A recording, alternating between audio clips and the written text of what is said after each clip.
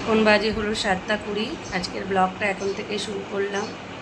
তো সবাই জানো যে কালকে শ্বশুরবাড়ি এসছি, মানে বাড়িতে এসছি।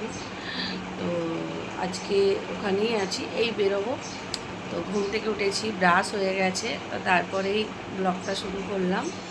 তো চলো সারাদিন কী কী করি তোমাদের সাথে সেটাই শেয়ার করবো। আজকে সোনাইও উঠে গেছে। ট্রেন ধরে নিলাম, ট্রেনে ভীষণ ভিড়, কিন্তু আসতে হবে কারণ কাজে যেতে হবে, তার জন্য ট্রেনে চড়ে গেলাম। কাজের উদ্দেশ্যে বেরিয়ে পেলাম, যাচ্ছি কাজে। আজকে সোনাই যাবে, বায়না করছে, গিয়ে ওখানে একটা বাচ্চা আছে তার সাথে খেলবে বলে। তো চলো ওকে নিয়েই বেরিয়ে পড়লাম। কী রোদ, কী রোদ!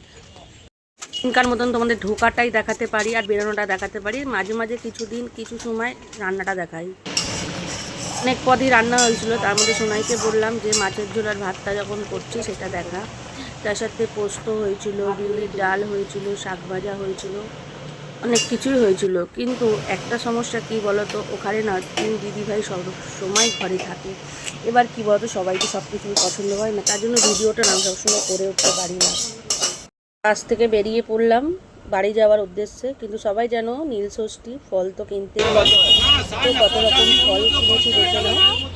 আমি আম, আপেল, লেবু, তরমুজ, বেল কিনেছিলাম ঠাকুরকে দেবো বলে, আর কলা। ওদেরকে বলি সব ভিডিওটাই তুলে ধরার চেষ্টা করব, কিন্তু কিছু ভিডিও এমন এমন সমস্যা হয় যে তুলে মানে ক্যামেরা বন্দি করতে পারি না। তো গঙ্গায় গেছিলাম, গঙ্গায় স্নান করেছি, ওখানে জল ঢেলেছি, সেটা তোমাদের সাথে শেয়ার করতে পারিনি। তো এসে আবার শিব মন্দিরে এলাম, শিব মন্দিরে এসে আবার পুজো দিলাম, সেইটুকু তোমাদের সাথে শেয়ার করতে পারলাম। ভাবি যে এক এক সময় যে বলি তো অনেক কিছু, কিন্তু কাজটা সেটা করে উঠতে পারি না কিছু কিছু সমস্যার কারণে। তো গঙ্গায় যে গেলাম, গঙ্গায় গিয়ে স্নান করলাম, ওখানে অঞ্জলি দিলাম, ওখানে পুজো দিলাম, কোনোটাই তোমাদের সাথে ক্যামেরাবন্দি করে তুলতে পারলাম না। তো যাই হোক, বাড়িতে এখানে এসে পুজো দিলাম। পুজো দেওয়ার পরে সন্তানের নামে ভগবানের কাছে মানত করলাম যেন ও সুস্থ থাকে, ভালো থাকে, কারণ সবাই যেন নীল ষষ্ঠীটা খালি সন্তানের জন্যই করতে হয়। তো ওর জন্য পুজোটা দিলাম, দিয়ে বাড়ি এলাম। বাড়িতে এসে সোনাই একটু দইয়ের ঘোল করে দিল, সেটাও তোমাদের সাথে আমি শেয়ার করতে পারিনি, কারণ এত রোদ ছিল বাইরেটা যে বাড়িতে এসে আমি ক্লান্ত হয়ে পড়েছিলাম, যে দাঁড়াতে পারছিলাম না, মাথা ঘুরছিল। তো সোনাই কোনো মতে একটু দইয়ের ঘোল করে দিয়েছিল, ওটাই খেয়েছি, খেয়ে শুয়ে পড়েছিলাম, তাই তোমাদের সাথে শেয়ার করে উঠতে পারিনি, কিছু মনে করো না। আর রাত্রেবেলা কি খাবো, রাত্রেবেলা একটু সাবু ভিজিয়েছিলাম, আমি সাবু খেয়েছি, আর সোনাই লুচি আর তরকারি করেছিলাম, সোনাই আর সোনাইয়ের দিদা ওটাই খেয়েছে।